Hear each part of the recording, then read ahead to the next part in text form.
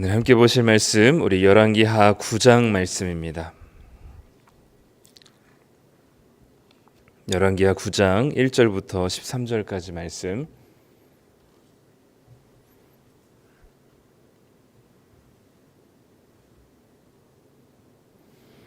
우리 다 찾으셨으면 열왕기하 9장 1절부터 13절까지 말씀입니다.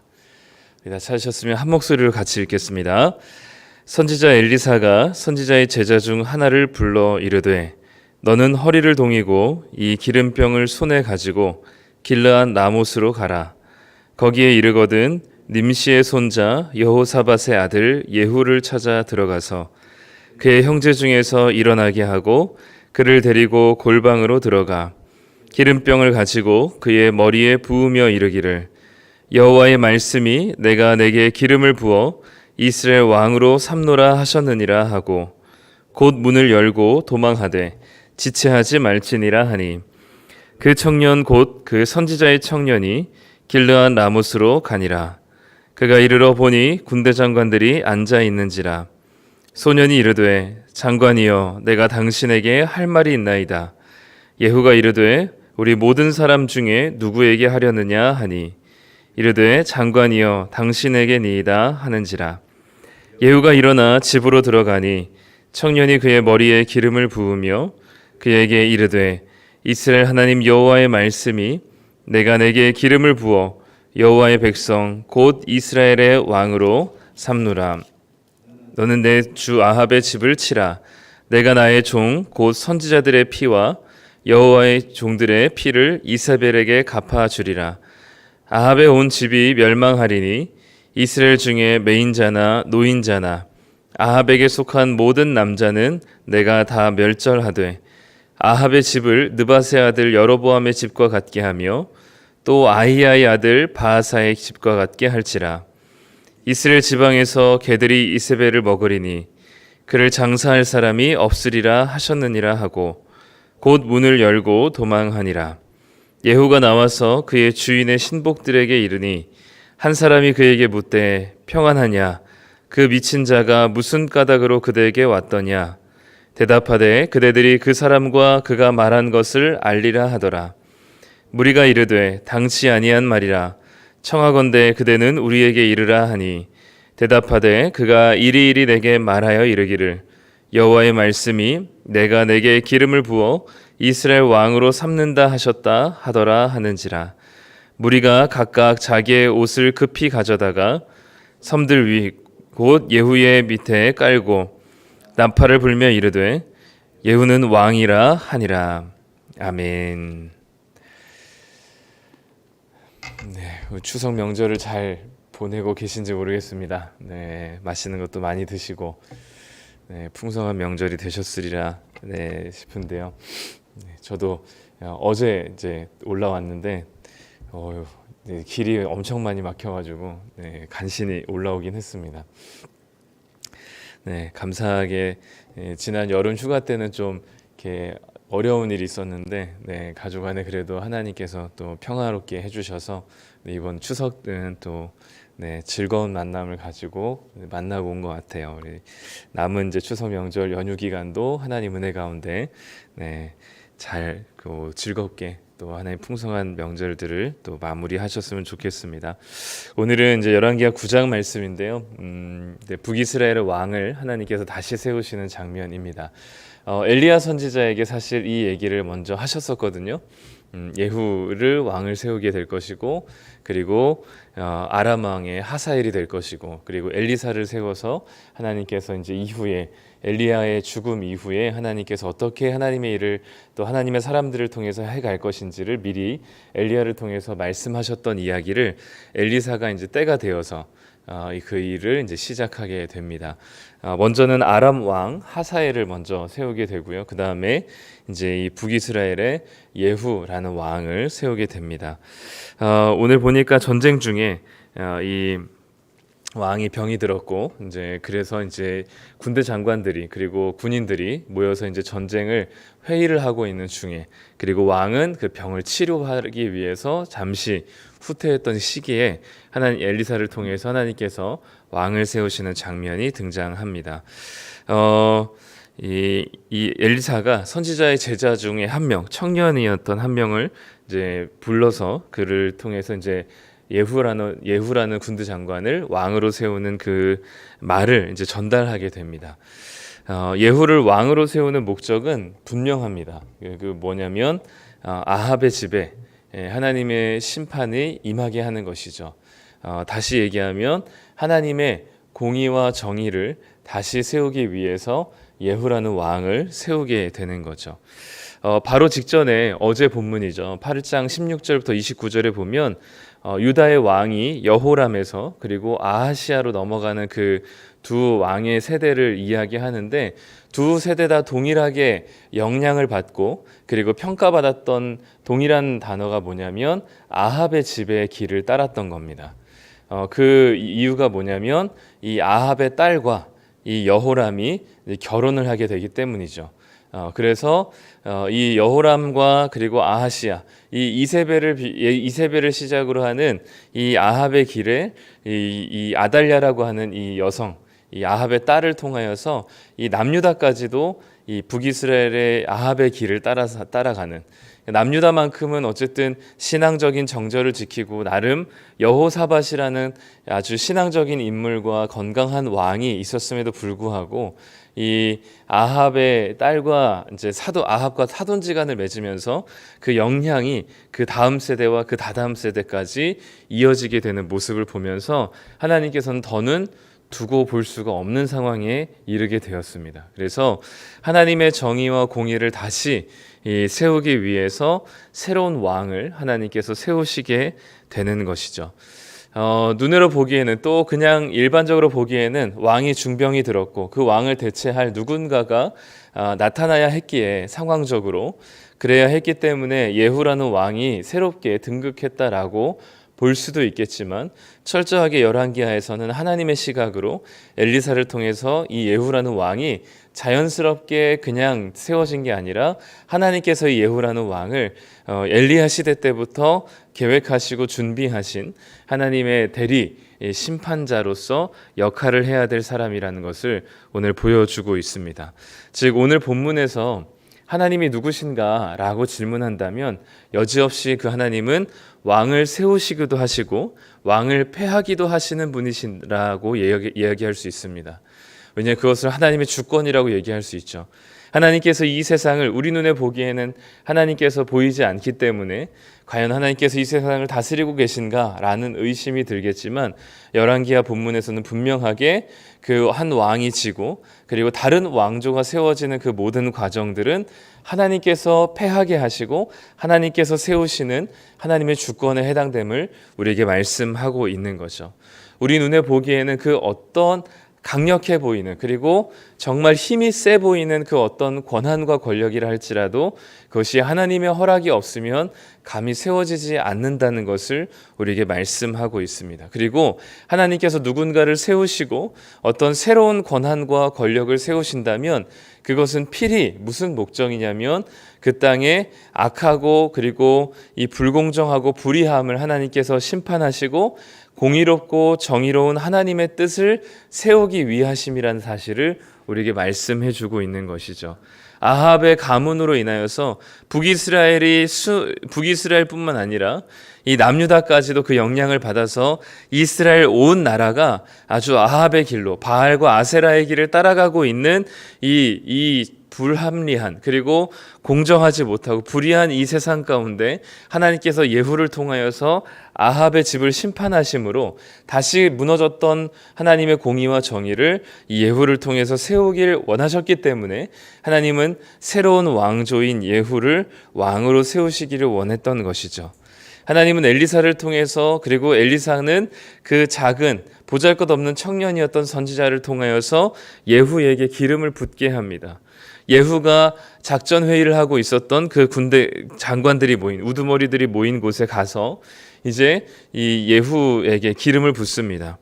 따로 불러서 예후의 머리를 기름을 부으면서 이 예후가 이제 왕이 될 것을 예고하면서 그 청년의 입을 통해서 아합의 집을 심판하고 이세벨까지도 하나님께서 심판할 것을 약속하시고 그것을 예후가 감당해내기를 이제 하나님께서 원하셨던 거죠. 사실 이 과정은 쉬운 일은 아닙니다. 왜냐하면 물론 병이 들었지만 현재 왕이 여전히 그 왕이 건재하고요. 그리고 그 왕의 아들도 있었을 것이고요. 그러니까 이 예후를 따로 불러서 기름을 붓는다는 것은 이 영모를 깨야 한다는 일이거든요. 그렇기 때문에 마치 그 예전에 사울 왕이 건재했지만 사무엘이 조용히 이 다윗이 있는 이새의 집에 찾아가 조용히 다윗의 머리에 기름을 부었었던 그 떨림과 두려움을 그대로 가지고 이 엘리사의 명령을 받은 청년도 아주 두렵고 떨리는 마음으로 예후를 맞이했을 겁니다. 현재 왕이 살아있고 그 왕이 물론 병이 들었지만 멀쩡히 있었던 상황 속에서 예후에게 기름 붓는다는 것은 영모를 깨야 한다는 것이었기 때문에 이 청년에게는 여간 두렵지 않은 것이 아니었죠. 그래서인지 엘리사는 기름을 붓고 아합을 심판할 것을 말을 전하고 뒤도 돌아보지 않고 그 문을 박차고 나와서 도망가라, 달려가라라고 이야기했습니다. 예후가 머리에 기름 부음을 받은 다음에 그 집을 나오게 되자 같이 작전의 일을 했었던 많은 사람들이 그 모습을 보게 되죠. 예후의 머리에서 기름이 뚝뚝 떨어지는 것을 아마 보게 되었을 겁니다. 그리고 사람들이 물었죠. 왜 평안하냐? 무슨 일 없느냐라고 이야기를 한 거죠. 그때 예후가 이제 내가 무슨 이야기를 들었는지 알지 않느냐라고 했지만 이 다른 주변의 사람들이 얘기를 해달라 했고 엘리사 그 청년 선지자가 자신에게 이리 하여서 왕이 될 것이라고 예언하고 기름을 부었다라고 이야기하죠. 그리고 나서 사람들은 일제히 예후를 왕으로 추대하게 됩니다. 이 모습은 기존에 있었던 이 아하시야라는 왕, 유다의 왕이었지만 전혀 영향력을 끼치지 못했고 왕으로 인정받지 못했다는 사실을 보여주죠. 오늘 본문은 명확합니다. 하나님의 말씀을 그 엘리야를 통해서 들었던 엘리사는 이제 때가 되었다라고 생각해서 이제 예후를 왕으로 세우기 위해서 움직였습니다. 하나님의 때를 기다리고 하나님 말씀대로 예후를 왕으로 세우기 위해서 작전을 계획을 하죠. 그리고 엘리사는 그 한 명의 제자를 부르죠. 그 제자 청년은 자신이 해야 될 말이 얼마나 무거운 것인지를 알고 있었고 이것이 자칫하다가는 목숨을 잃을 수도 있다는 사실을 잘 알고 있었지만 엘리사가 말한 그대로 예후를 찾아가서 예후의 머리에 기름을 붓고 예후가 왕이 된다면 무슨 일을 해야 되는지에 대한 그의 왕으로 하나님께서 그를 왕으로 세우시는 목적에 대한 이야기를 하게 됐습니다. 그리고 제자는 그대로 자기가 들은 대로 전달하게 되죠. 이제 예후는 왕이 될 것입니다. 그리고 왕으로 세움 받을 것입니다. 그리고 이제는 기존의 왕조를 이제 심판하고 처단하는 일을 해야 될 것입니다. 이제는 예후는 자기를 왕으로 세우신 분이 누군지를 알고 그 왕으로 세움 받은 목적대로 아합의 왕조와 가문을 심판하면 됩니다. 엘리사는 그 목적한 대로 하나님께서 말씀하신 대로 실행했고 또 엘리사의 부름을 받은 제자는 또 자기가 들은 대로 또 전달받은 대로 그대로 예후에게 전달했고 이제는 예후가 자신이 왕으로 세움받았기 때문에 이제 시작입니다. 이제 하나님 말씀대로 엘리사도 순종했고 하나님 말씀대로 엘리사의 부름을 받은 제자도 순종했고 이제는 하나님의 말씀대로 왕으로 세움받은 예후가 순종해야 될 차례인 것이요. 그렇기 때문에 이제는 예후가 내가 왕이 되었다라고 생각하고 교만하고 자만하여서 자기의 뜻대로 행할 것이 아니라 자기를 왕으로 세우신 분이 누구인지를 기억하고 왕으로 세움받은 목적을 가지고 그 목적대로 이 왕에 된 권세를 가지고 행해야 되는 것이 이제 예후가 해야 될 일입니다. 모두 다 하나님의 말씀에 순종하고 있는 모습을 보여주고 있는 거죠. 하나님께서는 하나님의 주권을 가지고 세우기도 하고 패하기도 하시는 하나님의 뜻에 따라 하나님의 공의와 정의를 세우시기 위해서 새로운 왕을 세우시기도 하고 패하기도 하십니다. 우리 눈에 보기에는 자연스러운 일인 것 같아 보일지 모르겠지만 그것은 모두 다 하나님의 주권 안에 있음을 우리가 고백하게 될 때 엘리사가 그 말씀대로 순종하고 제자가 그 말씀대로 순종했던 것처럼 이제는 예후가 하나님의 그 말씀대로 순종하게 되고 교만하게 행하지 않을 수 있습니다. 그러니까 하나님의 주권임을 인정해야만 예후도 왕으로 세움받았다고 스스로 자고하지 않고 교만하지 않고 자신이 왕으로 세움받은 하나님의 목적을 이루고 성취해내는 대로 하나님의 뜻에 순종하는 방향으로 자신의 왕권을 행사하게 되겠죠. 우리에게도 마찬가지입니다. 우리의 눈에 보기에는 우연이고 자연스러운 일이고 그냥 당연한 일인 것 같아 보이지만 이 모든 것은 바로 하나님의 주권 안에서 일어나는 일들입니다. 하나님의 다스리심이 아니라면, 하나님의 허락이 아니라면 우리의 삶에 이 모든 것들은 일어나지 않을 수 있습니다. 그런데 하나님께서 허락하셨고 하나님의 주권이기에, 하나님의 다스림이시기에 오늘도 우리는 그분의 다스리심이라면 겸손하게 하나님 말씀에 순종할 수 있습니다. 예후가 만약에 자신이 왕된 것이 자신의 탁월함이라고 생각하고 내가 군대 장관으로서 이 전쟁에 있어서 좋은 공을 세우고 아주 탁월한 능력을 발휘했다라고 생각한다면 예후는 하나님이 왕으로 세우신 목적을 망각하고 자신의 그 왕된 권한을 가지고 자기를 위해서 사용했을 것입니다. 그런데 예후는 철저하게 자기가 왕된 것은 자신의 탁월함이 아니라 하나님께서 이 불의하고 불공정한 아합의 가문에 대한 심판을 하고 그리고 자기를 통해서 이 이스라엘 나라가 하나님의 나라의 그 공의와 정의가 다시 바로 세우게 되기를 원하시는 하나님의 뜻과 목적이 있다는 사실을 안다면, 그렇기 때문에 자신이 하나님의 주권과 다스림 안에서 왕이 되었다는 사실을 인지한다면 아마도 교만하게 자기를 위해서 왕권을 행사하기보다는 하나님의 뜻을 이루는데 자신의 왕권을 행사하게 될 것입니다. 그런데 결국 중요한 건 뭐냐면 하나님이 내 삶을 다스리고 계신다는 사실을 받아들이고 믿느냐인 거죠. 여전히 하나님의 주권이 내 삶에 개입되어 있고 하나님의 주권이 여전히 내 삶 가운데 실행되어지고 있는가를 인지한다면, 그것을 믿는다면 우리는 그것이 바로 우리가 하나님 말씀에 순종해야 될 겸손함을 보여야 되는 상황들입니다. 오늘도 우리가 해야 될 일은 하나님 말씀에 순종하는 겸손함이죠. 그것이 가능하게 되려면 먼저 하나님이 나를 다스리고 계신다는 사실, 하나님의 주권이 내 삶 가운데 깊이 개입되어 있다는 사실을 인정하는 것입니다. 그것으로부터 하나님 말씀을 순종할 수 있는 방향으로 나아가는 것이죠. 그렇기 때문에 오늘 하루도 우리가 생각해야 될 것은 여전히 하나님이 내 삶을 다스리고 계시는, 하나님의 주권이 여전히 내 삶 가운데 영향력을 끼치고 계시는, 여전히 하나님의 주권이 내 삶에 깊이 스며들어 있음을 인정하는 것이고, 그것으로 하여금 우리가 하나님 말씀이 오늘도 순종함으로 반응할 수 있는 것이 바로 우리의 겸손함이라 여겨집니다. 이제 앞으로 예후의 행보를 봐야 합니다. 예후가 정말 하나님 말씀에 따라서 하나님의 뜻대로 순종하고 그를 왕으로 세운 하나님의 목적을 따라 살아가느냐, 아니면 조금이라도 자신의 원하는 것, 또 자신의 개인적인 이익과 유익을 위해서 선택하고 결정하는지를 봐야 할 것입니다. 그것이 바로 교만함이냐 겸손함이냐의 차이가 되겠죠. 오늘도 우리는 하나님의 주권을 인지하고 겸손하게 하나님 말씀에 순종하시는 하루가 되시기를 간절히 소망합니다. 기도하겠습니다. 하나님 감사합니다. 오늘 예후를 왕으로 세우면서 엘리사도 순종하고 제자도 순종하고 이제는 예후가 순종할 것인지를 보게 될 것입니다.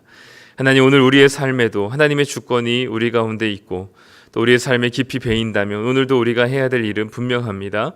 하나님 말씀대로 순종하는 것이고 그 뜻대로 살아가는 것일 것입니다. 오늘도 우리가 겸손하게 하나님 말씀에 반응하게 하시고 주님의 은혜와 하나님의 주권 아래 우리가 겸손하게 하나님의 주권을 인정하고 그분의 다스림 안에 있음을 우리가 받아들임으로 하나님 말씀에 순종하는 겸손한 자 되게 하여 주시옵소서. 그래서 우리 스스로가 아니라 하나님께서 일하시고 하나님께서 경험하게 하시는 하나님의 은혜를 누리고 살아갈 수 있는 겸손한 하나님의 자녀, 하나님의 백성 되게 하여 주시옵소서. 오늘도 우리를 붙드시고 인도하실 주님을 찬양하며 예수님의 이름으로 기도드립니다. 아멘.